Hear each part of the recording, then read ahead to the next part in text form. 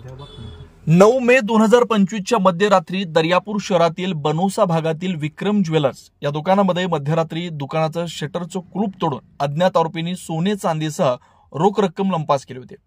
यामध्ये अज्ञात आरोपींनी तब्बल 70 लाख रुपयांचा मुद्देमाल चोरून नेला होता। या घटनेसंदर्भात फिर्यादी रमेश महादेव लोणकर यांनी दर्यापूर पोलीस स्टेशन इथं तक्रार दाखल केली होती। या तक्रारीच्या आधारे पोलिसांनी आरोपीचा शोध घेण्यास सुरुवात केली।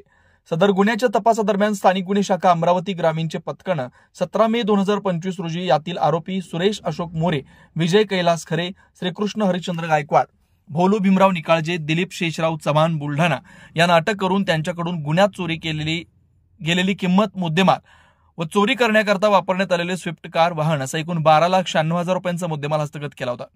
सदर गुन्ह्यातील इतर फरार आरोपी गोपीसिंह प्रल्हादसिंह टाक, भोलूसिंह उर्फ दीपकसिंह प्रल्हादसिंह टाक, अमित नंदकिशोर उर्फ नंदलाल दागडिया राहणार जालना पोस्ट श्रीरामपूर जिल्हा अहिल्यानगर इथं अटक असलेल्या बाबतची प्राप्त माहितीवरून नमूद तिन्ही आरोपींना श्रीरामपूर येथून पथक पाठवून अटक करून न्यायालयाकडून आरोपींना पीसीआर दरम्यान आरोपींना विश्वासात घेऊन विक्रम ज्वेलर्स इथं चोरी केलेले किमती सोने चांदी कुठे विक्री केली याबाबत विचारपूस केली असता आरोपींनी भंडारा इथं सोनाराच्या दुकानात सोने विकण्याची कबुली दिली।